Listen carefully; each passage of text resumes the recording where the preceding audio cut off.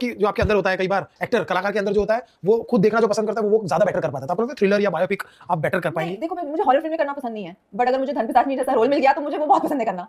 जब आप कैमरा के आगे होते हो और पीछे होते हो तो बहुत ही अलग कहानी होती है। तो परफॉर्मिंग के टाइम आपको वो बनना होता है जो आपसे रिक्वायर्ड है ना, जो लिखा गया आपके लिए, तो उसमें बहुत मजा है। ये तो है, कैरेक्टर घुसना पहले कुछ फिल्मों के लिए, हाँ कुछ फिल्मों के लिए मैं स्पॉन्टेनियसली चली जाती हूँ।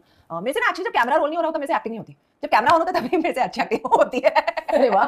तो मैं रिहर्सल एंड ऑल में बहुत हाफ हार्टेडली करती हूँ, मैं बहुत सेमी सी होती हूँ, बट जब जैसे कैमरा ऑन हुआ ना, मतलब पता नहीं अंदर से क्या बाहर निकलता है, ब्लड में ही है, मतलब पता नहीं क्या कैन एक्सप्लेन इट, मुझे समझ में नहीं आता। अच्छा, कैमरा के बिना मतलब रिहर्सल में ऐसे ही होता है? हाँ, और मैं लाना भी नहीं चाहती क्योंकि जब जो टेक मुझे लगता है कैमरा के सामने आता है वो पहला और दूसरा टेक में आई थिंक बेस्ट होता है, वो स्पॉन्टेनिटी चली जाती है। आई फील अगर आप ज्यादा रिहर्स करो, कैमरा को भी ना थोड़ी बहुत ऑथेंटिसिटी बहुत पसंद है। Yes. तो और वो अगर आप रिहर्स करके आते हो, ज्यादा ओवर रिहर्स हो जाते हो तो वो दिख जाता है। और परफॉर्मेंस पे आपकी पहली फिल्म कौन सी थी? दबंग।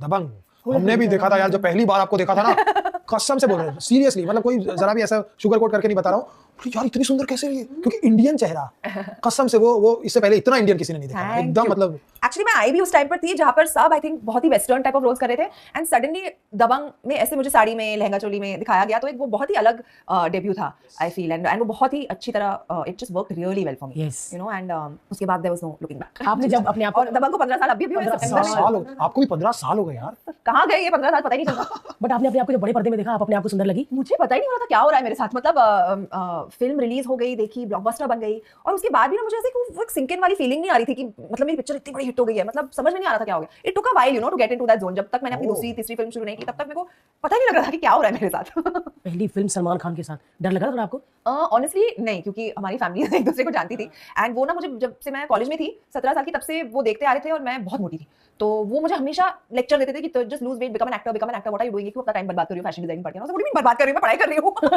अच्छा आप सीरियसली फैशन डिजाइनिंग कर रही थी? हां, मैंने 3 साल का कोर्स किया हुआ है, आई वाज एंजॉयिंग इट, मेरा कोई इंटेंशन नहीं था एक्टर बनने का। तो वो हमेशा से मुझे कहते थे कि तुम में वो फिल्मी कीड़ा है, तुम एक्टर ही बनोगी, और तुम्हें एक्टर ही बनना चाहिए।